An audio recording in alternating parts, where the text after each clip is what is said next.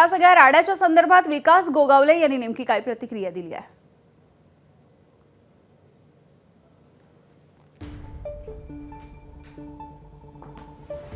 काही अज्ञात या ठिकाणी माझ्या समोर आले, परत मी माझ्या कार्यालयाकडे या ठिकाणी प्रस्थान करत होतो आणि त्यावेळेला एक पांढरी फॉर्च्युनर आणि 2 इनोवा आणि एक स्कॉर्पिओ पण होती असं म्हटलं जातंय। त्या गाडीमध्ये दांडकं, हॉकी स्टिक, बेसबॉल आणि स्टंप आणि माझ्यावरती उभारण्यात आलेली रिव्हॉल्वर, ती रिव्हॉल्वर माझ्या एका कार्यकर्त्यांनी ती वरून घेतली आणि ती रिव्हॉल्वर ताबडतोब आम्ही पोलिसांकडे या ठिकाणी जमा केली। जर्मन मेडची ती रिव्हॉल्वर आहे। ती रिव्हॉल्वर कशी आली, कुठून आली आणि कोण होता तो व्यक्ती जो आमच्यावरती हल्ला करायचा या ठिकाणी प्रयत्न करत होता, त्याचा मी पोलिसांना या ठिकाणी निर्देश दिलेले आहेत की आपण सखोल कारवाई करावी।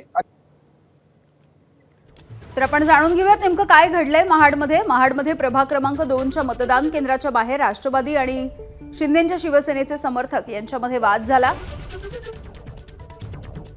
समर्थकांमध्ये वाद झाला त्यावेळेला विकास गोगावले आणि सुशांत जाबरे उपस्थित होते।